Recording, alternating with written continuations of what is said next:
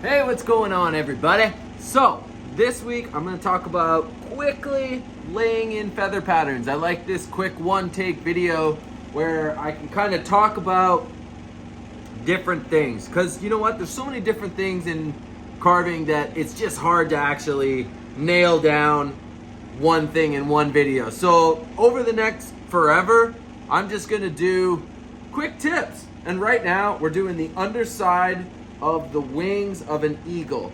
Now, making sure you get the right pattern for laying in eagles is super tricky. And don't worry about it, because I myself have I've laid the wrong patterns so many times. And it's been this way is the wrong way, the other way, the feather patterns aren't laying on each other. I've gone the same direction one way with the same direction this way, just for the simple fact of water removal.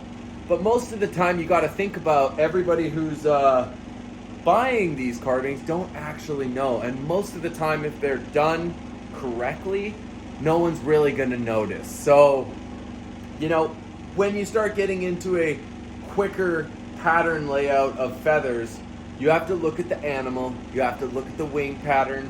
I use this book I got from I think his name's Denny Rogers. It's an old school book, but this is a great book for feather pattern and the mathematics of the feather pattern, all of the different things. This is one of his first books, so it's really hard to find.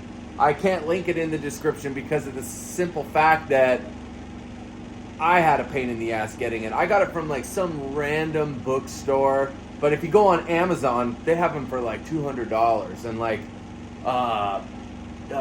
eBay was like $400, which is just stupid.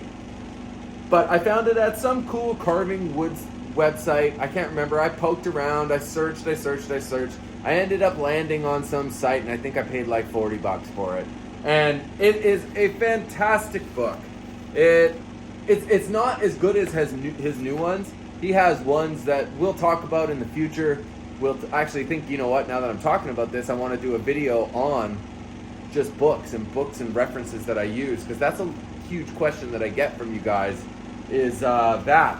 And I was going to do a video, if you follow me on Instagram, ryancook.carvin on Instagram, I think, or ryancookcarvin. Just search me, you can find me. Same with Facebook, it's the same thing.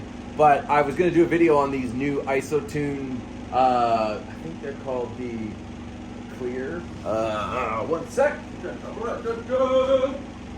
These things. Woo! The Awares. Man. So, I'm going to wait because these headphones come out March 29th. So next week I'm going to do a video for them. So far, pretty cool. A couple of little learning curve things, but we'll talk about it when we're not talking about feathers. So, when I'm laying in these feathers, one thing I think about, and a good trick is, you got to get your slab kind of as close to it as you can. I mean, the thicker it is, the more strength it is when you're carving it. But at the same time, the more you can push it, the better. And you can see, like in this here, I mean, I have pushed it.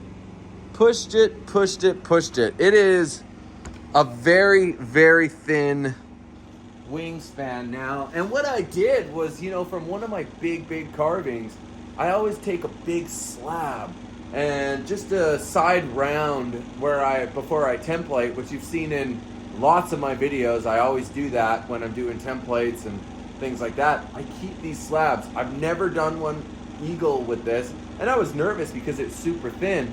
But man, it's awesome. And we'll just joinery the head. I'm going to do a video on joinery soon. And, you know, you got the body frame there, especially if it's a wing spanned out. This bird is going to land on a post. He's the person I'm carving it for is going to actually just put a mount and just jam some lag bolts into it and then screw it on and just hang it that way. So it's quite an easy carve for me. I'm just carving it like it's the actual bird, but a little thinner, you know, like I've gotten, the only thing that I really am a little bit pushing, which I'll work into carving, is the claws and the talons. But you know what? It's all about just scaling it down as you go. But for feather patterns, when you're coming on the underside of a wing, you're always pushing out. You know, because the feathers are going to lay on each other. You got to think about how the feathers lay on each other. And this book has a fantastic references for it, and the way that the feathers lay on each other, the primaries, the secondaries. You can even get into the the size to scale to measurements if you really want to go crazy. On something like this, when it's not a massive budget like that Raven video I did, if you go back and watch the Raven, that was an insane one. Every feather accounted for, every quill carved as best I could. It was nuts. Took like 4 weeks. This is a quick one. This is about 8 hours, 9 hours, but don't put the pressure on that on you. You take your time, you have fun, you learn, and explore doing this. So one thing I think about when I'm doing these things, let's get to carving, is the way I'm going to use my bar. Now, where's my mask and my glasses? Because of my... I'm doing it all in one take, guys. Sorry. I don't know where I put my glasses. That sucks. Okay, I got my other ones here. So when I'm doing these ones, I always try to make sure that I do one side first, which was my back side. I find that if I do the back side first, I can kind of leave the indents of where these feathers are going to go. And then I do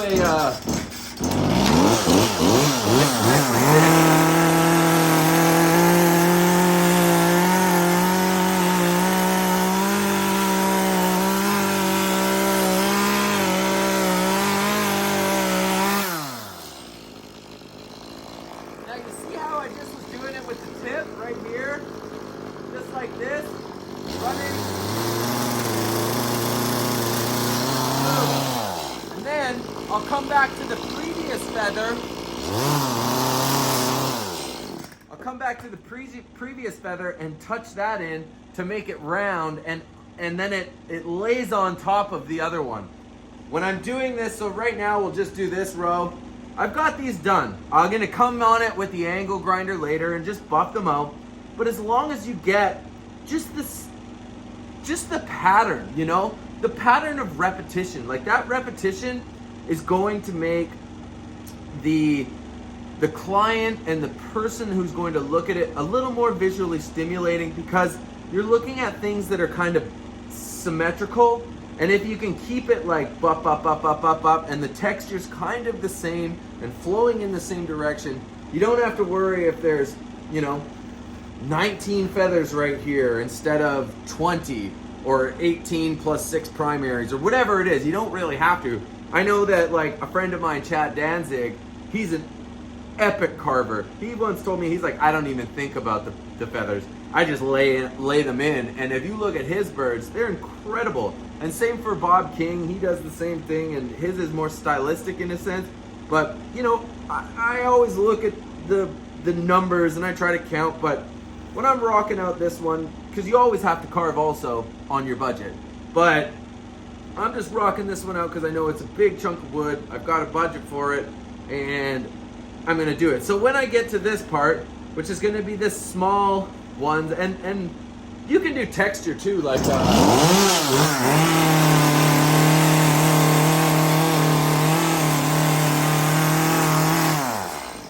that simplistic motion of creating the idea of it when you're at the top here, it's easier to do. And now here we go, we'll do this.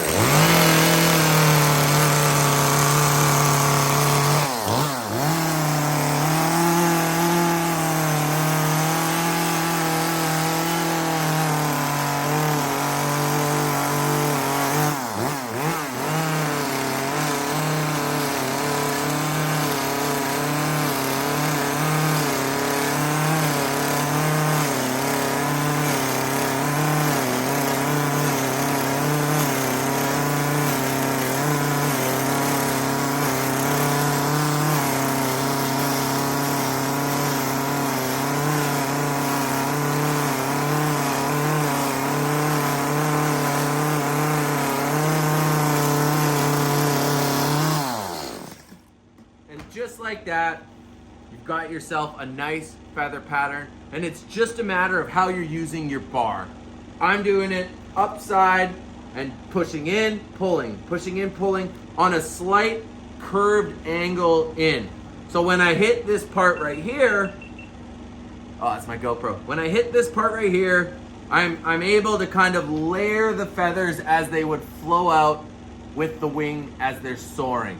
So hopefully that's gonna help you. And then if you want, you can take it to the next level. You can do whatever you want when you're here after this part. You could come in with a finger sander and individually do it. Start pulling out the quills, putting in the lines at the front part, whatever you want to do. And at the same time, there's so many different ways that you can do this. So if you have a great tip for me, please leave it in the comments below. And if you have any ideas for these quick videos, fire away. I'm gonna fire out as many as I can all the time, changing kind of the structure of this page to more of a how-to. And this is how to lay in underside wings. When we get into the big primaries, the next time I do it, if I remember it, I'll punch these out. But this works for all sorts of feathers, just using that top tip. And it flips sides, you're doing the same thing, but the opposing side on the other side. So, yeah. Thank you so much. Sorry, it's not Tool Talk Tuesday. It's just tool talking with some quick tips of Ryan Cook. My name's Ryan Cook. This is Ryan Cook Carving. If you're here at the end of the video and you are stoked on what you just saw, give it a like, leave a comment if you have any questions or anything at all, and be sure to subscribe. Cool. Thanks for watching, guys. Hopefully this helps you in your next bird carving.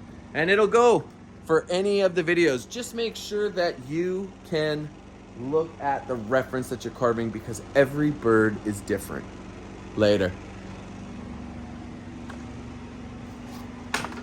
Dun dun dun dun dun dun dun.